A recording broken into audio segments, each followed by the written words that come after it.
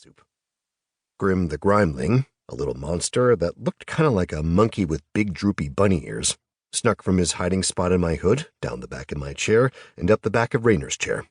I, and likely everyone else, saw the little monster perched up over Raynor's shoulder. When Raynor took a pause from a particularly juicy morsel of abalone, Grim reached out and snagged the meat off the spoon. Raynor, once again deciding not to speak, put the empty spoon in his mouth and looked confused. Grim hung in the back of the chair and chowed down with glee. I sat at the head of the table, eating the soup, trying to make sense of what was going on with the world and, my place within it. Oh, also there was a massive mimic hanging out against the wall, currently pretending to be a large chest with plenty of fancy locks, a secret we were still keeping from Raynor. "Are we still going to the City of Darkness?" Lux asked, breaking the silence. "I think so," I said. "She brings up a good point," Nox said. "What are our plans?" "The City of Darkness?" Raynor asked. "No reason to deviate from the quest," Harpy said. "Not when there be a venture afoot." "I would still like to go," Rose said. "Once again," Raynor interjected, "the City of Darkness?"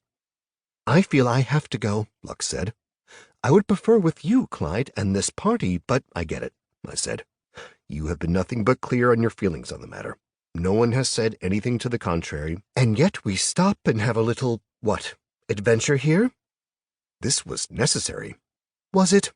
Did you see what happened to that town? Yes. You realize how bad that would be if it spread to a larger city? Obviously I can see the implications, but do you think it actually would have happened? I think the only reason that thing grabbed the toehold here is because this is a place of backwater idiots. Bit harsh, Raynor said quietly.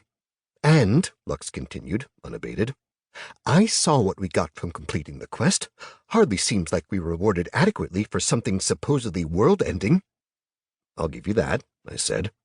But maybe there's something to the fact that we didn't really end things as much as just, I guess, put them off a while. Explain, Harpy said sharply. Well, we didn't actually kill the thing, did we? Define thing in this context, Nox said. The Oshit, Harpy offered. I really wish we could find a better name for it, I said. And who is to blame for that? Rose asked.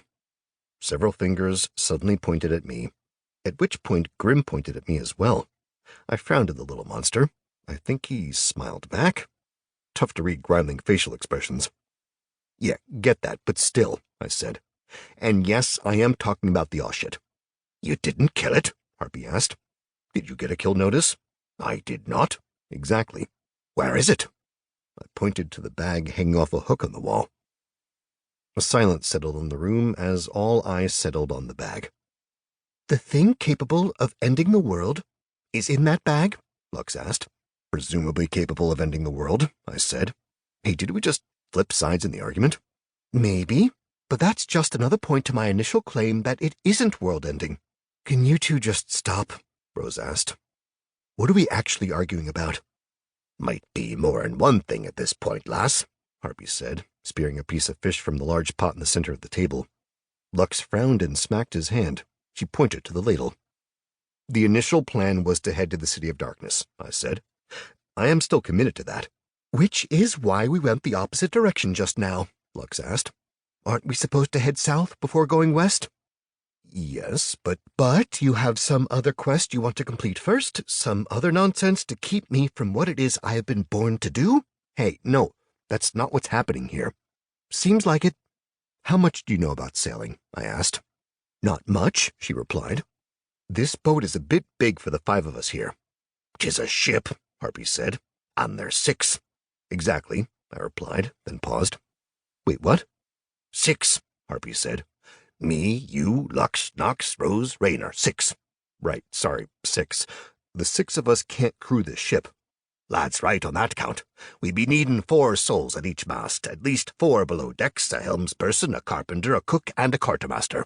We have 3 masts, so that means 12 sailors, 4 more sailors below decks, and 4 specialized tradespeople for the rest of the ship. And that still be quite the skeleton crew aboard. Nothing close to ideal, considering we're aiming to cross the ocean by our lonesome.